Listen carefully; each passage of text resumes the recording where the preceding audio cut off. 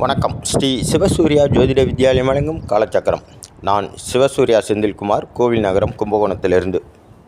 இந்த பதிவில் நம்ம பார்க்க இருப்பது ரிஷப ராசிக்கான குரு பயிற்சி பலன்கள். வணக்கம் ரிஷப ராசி அன்பர்களே. உங்கள் ராசிக்கு இதுவரைக்கும் 2ஆம் இடத்துல இருந்து சுபகாரியங்களை நடத்தி கொடுத்த குரு பகவான் இப்போது உங்கள் ராசிக்கு 3ஆம் இடத்துல பயணிக்க போகிறாரு.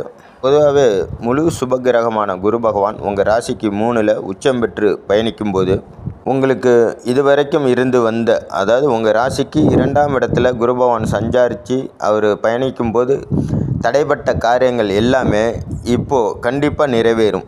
இது எப்படி நிறைவேறும் அப்படின்னு பார்த்தீங்கன்னா, தடைப்பட்ட காரியங்கள் அனைத்தும் திடுத்துப்புன்னு நிறைவேறும்.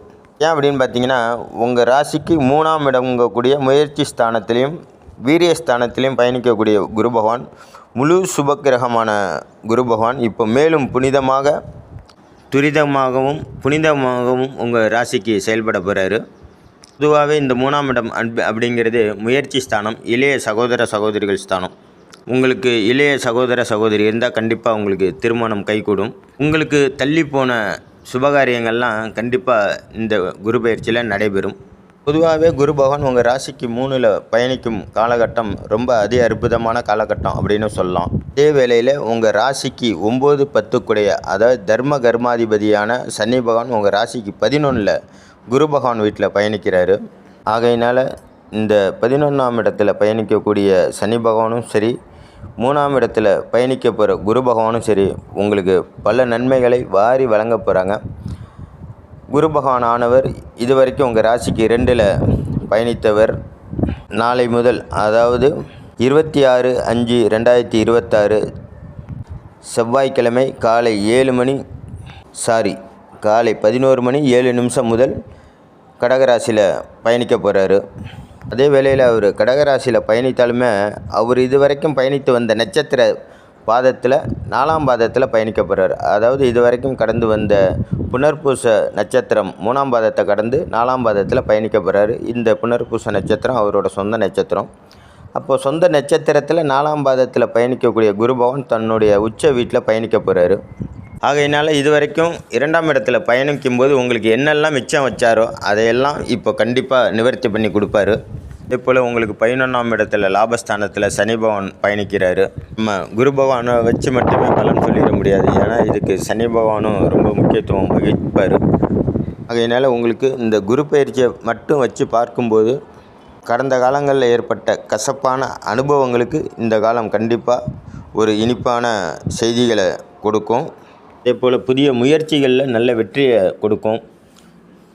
தொழில், நீங்கள் சொந்த தொழில் செஞ்சிங்கன்னா அதில் லாபகரமாக நீங்கள் செயல்பட முடியும்.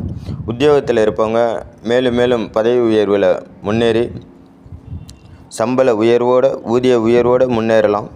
3ஆம் இடம் என்பது முயற்சி ஸ்தானம் அப்படின்னாலும் கூட உத்தியோகத்தில் உயர்வை கொடுக்கக்கூடிய ஸ்தானம். அதுவும் இன்னும் ஒரு 40 நாளில் உங்களுடைய தர்ம கர்மாதிபதியின் நட்சத்திரமான பூச நட்சத்திரத்திலே குரு பகவான் உச்சமாகி பயணிக்க போகிறாரு. அப்போது அந்த காலகட்டத்தில் சுமார் 165 நாட்கள் கண்டிப்பாக உங்களுக்கு ஒரு ராஜயோக வாழ்க்கையை தான் கொடுப்பாரு. உங்களோட தொழிலில் நீங்கள் மேன்மை அடையணும் அப்படின்னா தொடர்ந்து நீங்கள் குரு பகவானை வழிபட்டுட்டு வாங்க.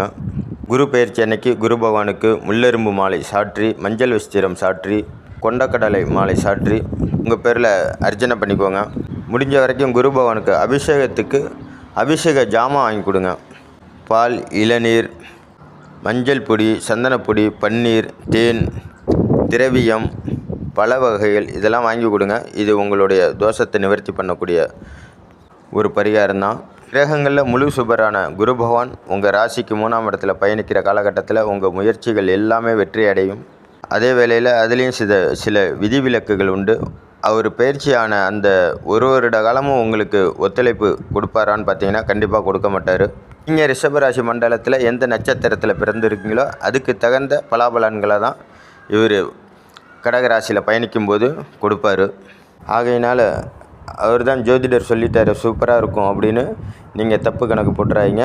எந்த ஒரு கிரகமும் அது சார்ந்த, நீங்கள் எந்த நட்சத்திரத்தில் பிறந்திருக்கீங்களோ அது சார்ந்த பலாபலன்களை தான் அது ஏறின நட்சத்திர சாரத்தை பொறுத்து பலன்களை கொடுக்கும். மொத்தத்தில் நீங்கள் பிறந்த நட்சத்திரத்தை வச்சு தான் ஒரு கிரகம் பலன் கொடுக்கறதும் பலன் கெடுக்கிறதும். அதுக்காக நீங்கள் கவலைப்படாதீங்க. உங்கள் நட்சத்திரம் எதுவாக இருந்தாலும் ஏதோ ஒரு 2 நட்சத்திரத்தில் பயணிக்கும்போது கண்டிப்பாக நல்ல பலன்களை குரு பகவான் வாரி வழங்குவார். உதாரணத்துக்கு நீங்கள் கார்த்திகை நட்சத்திரம் 2, 3, 4ஆம் பாதத்தில் பிறந்திருந்தால் அவர் பூச நட்சத்திரத்தில் பயணிக்கும்போது கண்டிப்பாக நற்பலன்களை வாரி வழங்குவார். நீங்கள் ரோகிணி நட்சத்திரத்தில் பிறந்திருந்தால் அவர் புனர்பூச நட்சத்திரத்தில் பயணிக்கிற அந்த 4 பாதத்திலையும் பயணிக்கிறார் இல்லையா, புனர்பூச 4 பாதத்திலையும் அந்த காலம் முழுவதுமே இந்த ரோகிணி நட்சத்திரத்தில் பிறந்தவங்களுக்கு நற்பலன்களை வழங்குவார். அதே போல் மிருகசீர்ஷ நட்சத்திரத்தில் பிறந்தவங்களுக்கு பூச நட்சத்திரத்தில் பயணிக்கும்போது நற்பலன்களை வழங்குவார். ஆகையினால ஒரு ராசியை எடுத்துக்கிட்ட உடனே நமக்கு இந்த குரு பயிற்சி 1 ஆண்டு முழுவதும் நமக்கு நற்பலன்களை வழங்கும் அப்படின்னு நினைக்காதீங்க. ஆகையினால இந்த ரிஷப ராசியை பொறுத்த வரைக்கும் உங்கள் ராசிக்கு 3ஆம் இடத்துல பயணிக்க போகிற குரு பகவானால் எந்த அளவுக்கு நன்மை இருக்கும் அப்படின்னு பார்த்திங்கன்னா 50% நன்மைகள் ஏற்படும். 50% அலைச்சல்களும் மன உளைச்சல்களும் உண்டு. அதே வேளையில் உங்கள் ராசிக்கு 7ஆம் இடத்தை குரு பகவான் பார்ப்பதினால் இதுவரைக்கும் நடந்து வந்த கணவன் மனைவிக்குள்ளே நடந்து வந்த போராட்டங்கள் கண்டிப்பாக குரு பயிற்சியிலேருந்து ரொம்ப சந்தோஷமான வாழ்க்கையாக மாறும்.